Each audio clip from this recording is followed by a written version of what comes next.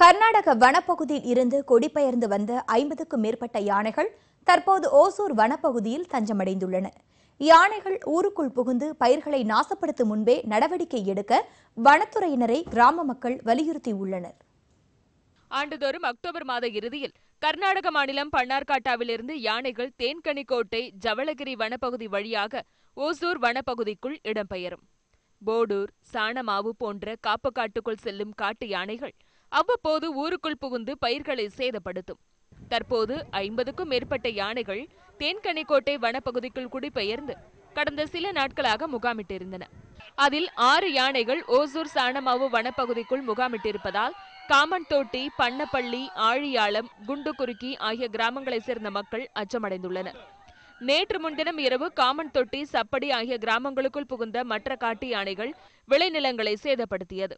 அதிகாலையில் அங்கு வந்த வனத்துறையினர் பட்டாசுகளை வீசி யானைகளை விரட்டினர்.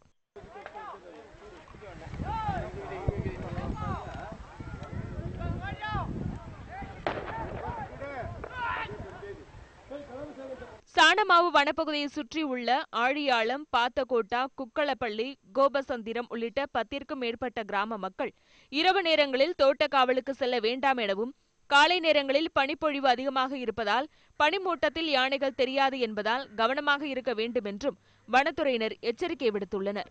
வனத்துறையினரின் மெத்தன போக்கால் பயிரிடப்பட்ட பல ஆயிரம் ஏக்கர் விளைநிலங்கள் காட்டு யானைகளால் சேதமடைந்து வருவதாக அந்த பகுதி மக்கள் குற்றம் சாட்டினர். மழை பொய்த்து போனதன் காரணமாக பல இன்னல்களை சந்தித்து விவசாய நிலம் முழுமையாக பொய்த்து போச்சு. இருக்கிற நிலமும் பாதுகாக்கணும்னா இந்த மாதிரி யானை கூட்டம் மொத்தமாக மெரிச்சிட்டு சேதத்தை ஏற்படுத்திட்டு போயிடுது.